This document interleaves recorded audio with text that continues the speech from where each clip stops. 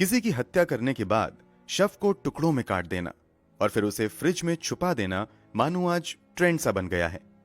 आए दिन भारत के अलग अलग शहरों से ऐसी खबरें आती रहती हैं। आज हम आपको जिस हत्याकांड की सच्ची कहानी बताने जा रहे हैं उसमें भी कुछ ऐसा ही होता है। मगर यह कहानी भारत की नहीं बल्कि दुनिया के सेफेस्ट सिटीज में से गिने जाने वाले हांगकांग से आई है।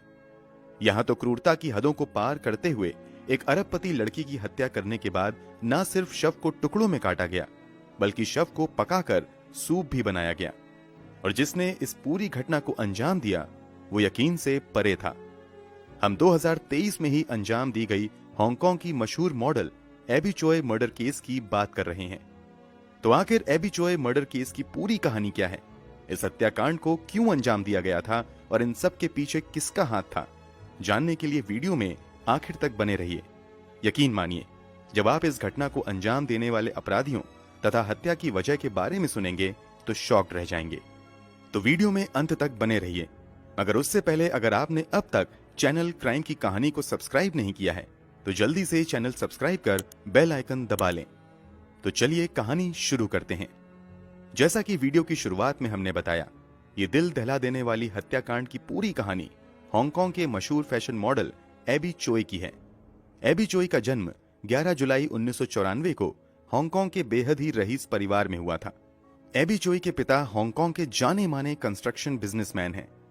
एबी चोय देखने में बहुत ज्यादा खूबसूरत थीं, इसलिए ये अपनी पढ़ाई लिखाई पूरी करने के बाद मॉडलिंग की दुनिया में करियर बनाने का फैसला करती हैं और अपने प्रोफेशनल जीवन की शुरुआत बतौर इन्फ्लुएंसर करती हैं।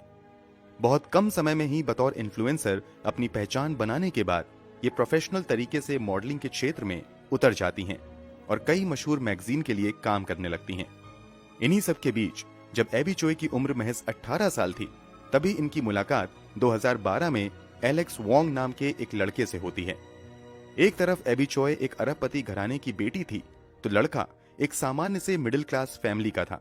इसके बावजूद दोनों एक दूसरे को पसंद करने लगते हैं और देखते ही देखते दोनों एक दूसरे के इतने करीब आ जाते हैं कि शादी भी करने का फैसला कर लेते हैं। दोनों महज 18 साल की उम्र में ही शादी कर लेते हैं।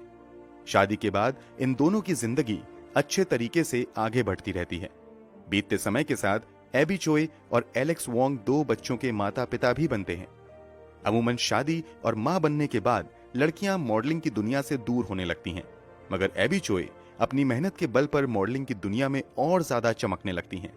इनकी मॉडलिंग की दुनिया तो अच्छी चल रही थी, मगर अब इनकी शादीशुदा जिंदगी में उतार चढ़ाव आने शुरू हो गए थे और देखते ही देखते ये उतार चढ़ाव इतने ज्यादा बढ़ जाते हैं कि अब इन दोनों में अक्सर विवाद होने लगता है और शादी के चौथे ही साल एबी चोय और एलेक्स एक दूसरे से तलाक लेने का फैसला करते हैं। तलाक लेने के बाद एबी चोय की दोस्ती हांगकांग के मशहूर तामजाए यूनान मिक्सियन रेस्टोरेंट चेन के मालिक के बेटे क्रिस टैम से हो जाती है। कुछ समय की दोस्ती के बाद 2016 में एबी चोय अब टैम चुक वॉन के साथ शादी के बंधन में बंध जाती हैं। बीतते समय के साथ इस शादी से भी एबी चोय दो बच्चों की मां बनती हैं। भले ही एबी चोय ने दूसरी शादी कर ली थी, इसके बावजूद उसने अपने पहले पति से हुए दोनों बच्चों का ख्याल रखना नहीं छोड़ा था। यहां तक कि एबी चोय अब भी अपने पहले ससुराल वालों के करीब थी। इसने अपने बच्चों और पूर्व पति के लिए हांगकांग के बेहद ही पॉश इलाके में एक 4 बेडरूम का 1820 स्क्वायर फुट का एक लग्जरी अपार्टमेंट भी खरीदा था, जिसकी कीमत करोड़ों में थी। बच्चों की देखभाल के लिए एबी चोय अक्सर अपने पूर्व पति को पैसे भी दिया करती थी। पूर्व पति का भाई एंथोनी वोंग बहुत कामयाब नहीं था, इसलिए एबी चोय ने उसे अपना प्राइवेट ड्राइवर रख लिया था और बदले में उसे अच्छी खासी सैलरी दिया करती थी। मतलब दूसरी शादी करने के बावजूद एबी चोय हर किसी की नजर में एक आदर्श मां और एक जिम्मेदार महिला थी। हर कोई एबी चोय से काफी खुश था, किसी को कोई शिकायत नहीं थी। मॉडलिंग की दुनिया में भी एबी चोय अब काफी आगे आ चुकी थी। बात 2023 की है। एबी चोय को दुनिया के एक मशहूर फैशन मैगजीन के कवर पर भी जगह मिलती है। एबी चोय वो लग्जरियस लाइफ जी रही थीं, जिसका ख्वाब अक्सर लोग देखा करते थे। इसकी पर्सनल दौलत ही करोड़ों में हो चुकी थी। मॉडलिंग की दुनिया में जलवे बिखेरने के साथ साथ एबी चोय अपने बच्चों का भी अच्छे से ख्याल रखती थीं और वो अक्सर अपने बच्चों को खुद ही स्कूल छोड़ने और स्कूल के बाद लेने जाया करती थीं। मगर 21 फरवरी 2023 को एबी चोए अपने बच्चों को स्कूल से रिसीव करने वाले समय पर नहीं पहुंचती हैं। यहां तक कि सभी बच्चे चले जाते हैं, मगर एबी चोए काफी देर तक वहां नहीं पहुंचती हैं। अब स्कूल अथॉरिटी की तरफ से एबी चोए को कांटेक्ट करने की कोशिश की जाती है, मगर इनका मोबाइल स्विच ऑफ आता है। इसके बाद एबी चोए के पति से कांटेक्ट किया जाता है। वो स्कूल से बच्चों को ले आते हैं, मगर अपनी पत्नी को लेकर परेशान हो जाते हैं, क्योंकि एबी चोए का कहीं भी अता पता नहीं चल रहा था। मोबाइल अब भी स्विच ऑफ आ रहा था। काफी खोजबीन के बावजूद जब एबी चोए का कहीं कोई अता पता नहीं चलता है, तो क्रिस टैम स्थानीय पुलिस स्टेशन में जाकर अपनी पत्नी के लापता होने की शिकायत दर्ज करवाते हैं। ये एक मशहूर मॉडल के साथ साथ शहर के एक अरबपति के बेटी के गायब होने का मामला था, इसलिए पुलिस वाले तुरंत एक्टिव हो जाते हैं और पुलिस की कई टीमें एबी चोए को खोजने में लग जाती हैं। एबी चोए के डेली रूटीन को समझने के बाद शुरुआती पूछताछ एबी चोए के पति से ही होती है, मगर पुलिस को कुछ भी संदिग्ध नहीं लगता है। पुलिस इन्वेस्टिगेशन का पहला दिन लोगों से पूछताछ में ही निकल जाता है, लेकिन कहीं से भी एबी चोए की कोई भी जानकारी पुलिस वालों के हाथ नहीं लगती है। अब पुलिस वाले अपनी जांच का दायरा बढ़ाते हुए एबी चोए के ड्राइवर यानी एबी चोए के पूर्व पति के भाई से भी पूछताछ करती है, मगर पुलिस के हाथ बहुत कुछ कामयाबी हाथ नहीं लगती है। मामले की गंभीरता को देखते हुए एबी चोए के पूर्व पति और उसके कई रिश्तेदारों से भी पूछताछ होती है, मगर पुलिस वालों को कुछ भी संदिग्ध नहीं लगता है। पुलिस वाले आसपास के इलाकों के सीसीटीवी को भी खंगालना शुरू करते हैं, मगर कहीं भी एबी चोए की मौजूदगी का पता नहीं लगता है। हालांकि एक सीसीटीवी में एबी चोए की तस्वीरें कैद होती हैं, जिसमें वो white T shirt, white pant और व्हाइट स्लीपर पहने हुए नजर आती हैं तथा उनके हाथ में एक पर्पल कलर का बैग नजर आता है। पुलिस इस तस्वीर के आधार पर भी एबी चोए को खोजने की पूरी कोशिश करती है, मगर 2 दिन बीत जाते हैं और पुलिस के हाथ खाली ही रहते हैं। बीतते समय के साथ पुलिस पर एबी चोए को खोजने का दबाव बढ़ने लगता है। इसी के बाद इस मामले की जांच कर रही पुलिस की सभी टीम एक साथ बैठने का फैसला करती है और जांच को लेकर फिर से रणनीति बनाई जाती है। इसी मीटिंग के दौरान एबी चोए के पहले ससुराल वालों से पूछताछ करने वाली अलग अलग टीम जब अपने अपने बयान दर्ज करवाती है, तो मीटिंग के दौरान सामने आता है कि एबी चोए के पूर्व पति के साथ साथ परिवार के सदस्यों के बयान में कई जगह विरोधाभास है तथा कई बयान झूठे भी लगते हैं। उन सभी के बयान को फिर से एनालाइज करने के बाद पुलिस वाले एबी चोए के पूर्व पति, उसके भाई समेत परिवार के दूसरे सदस्यों से एक बार फिर से पूछताछ का फैसला करते हैं। जब इन लोगों से दोबारा पूछताछ शुरू होती है, तो ये लोग एक बार फिर से नई कहानी सुनाने लगते हैं। अब पुलिस वालों को शक होने लगता है कि जरूर एबी चोए के गायब होने में इन लोगों का हाथ है। इसी कारण इन सभी के बयानों का मिलान तथ्यों से किया जाने लगता है, मगर इन सभी के ज्यादातर बयान झूठे साबित होने लगते हैं। इसके बावजूद इन लोगों को गिरफ्तार नहीं किया जाता है, बल्कि पूछताछ के बाद छोड़ दिया जाता है और पुलिस अपने आधार पर जांच आगे बढ़ाती रहती है।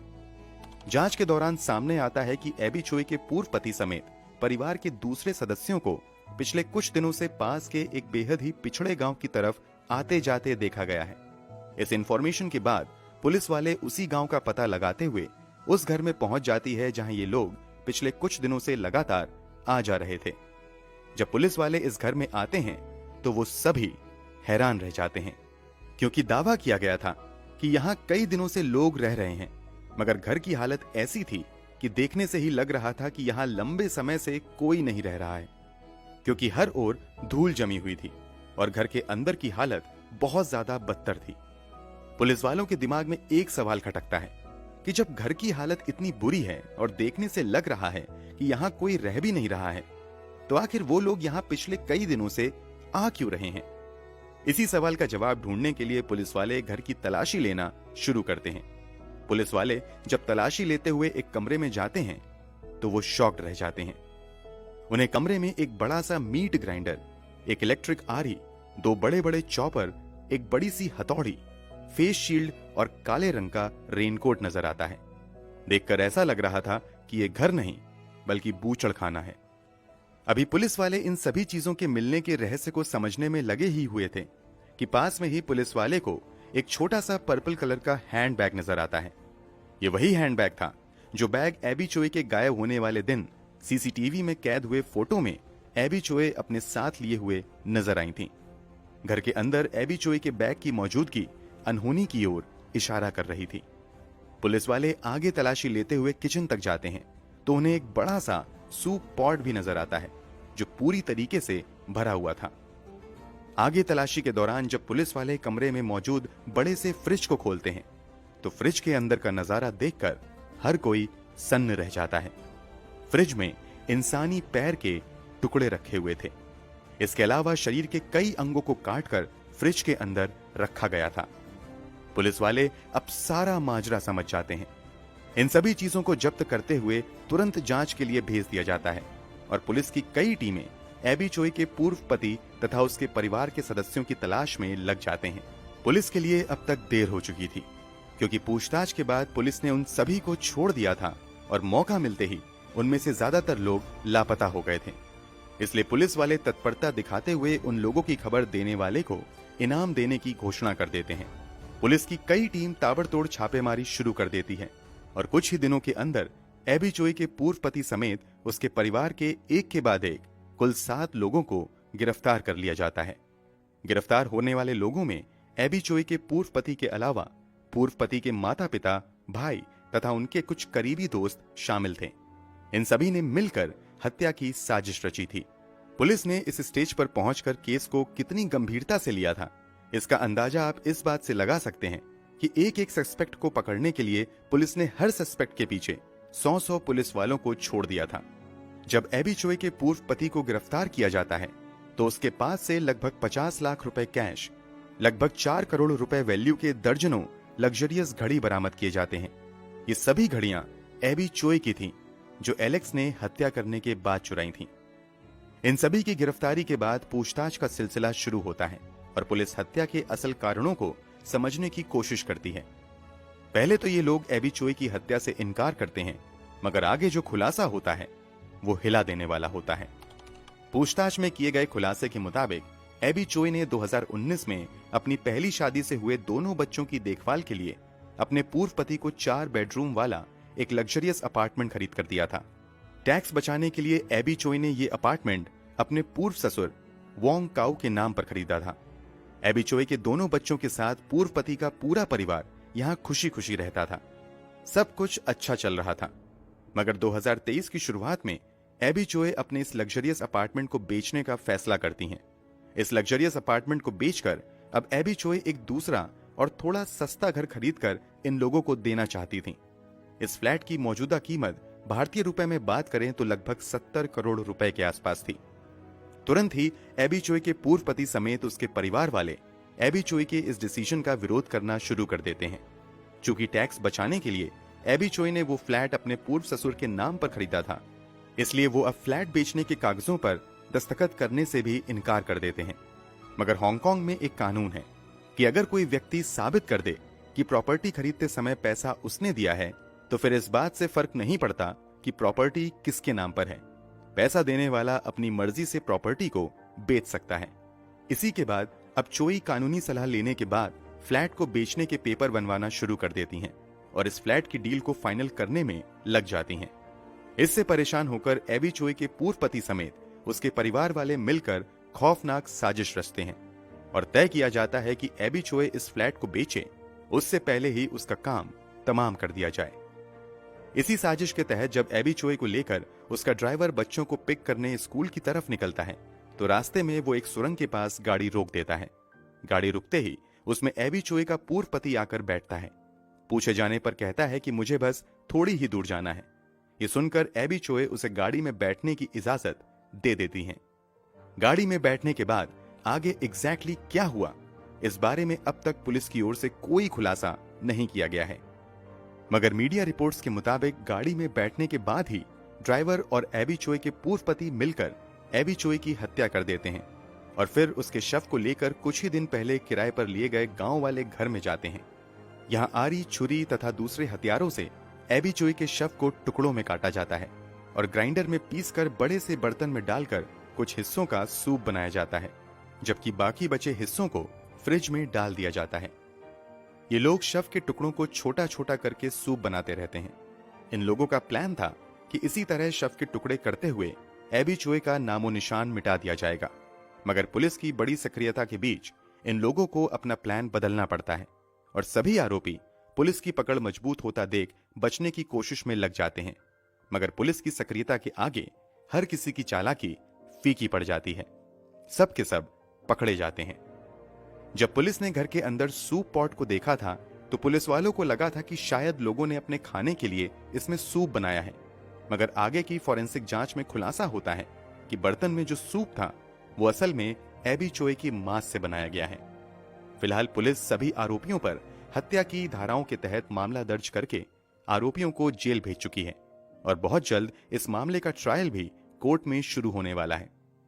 अब ये तो आने वाले समय में ही पता लगेगा कि इन आरोपियों को कोर्ट से क्या सजा मिलती है। वैसे हांगकांग के कानून के मुताबिक संभव है कि 7 में से ज्यादातर आरोपियों को एबी चोई की हत्या करने के जुर्म में उम्र कैद की सजा मिल सकती है। वैसे आपके अनुसार इन दरिंदों को क्या सजा मिलनी चाहिए, कमेंट बॉक्स में जरूर बताएं। हमारी मेहनत पसंद आई हो तो इस वीडियो को लाइक करते हुए शेयर भी जरूर करें। अगर आपने अब तक क्राइम की कहानी चैनल को सब्सक्राइब नहीं किया है तो जल्दी से चैनल को सब्सक्राइब कर लें, बेल आइकन दबाकर नोटिफिकेशन जरूर ऑन कर लें। क्राइम की दुनिया से जुड़ी ऐसी ही कहानियों के लिए हमारे साथ जुड़े रहें। धन्यवाद।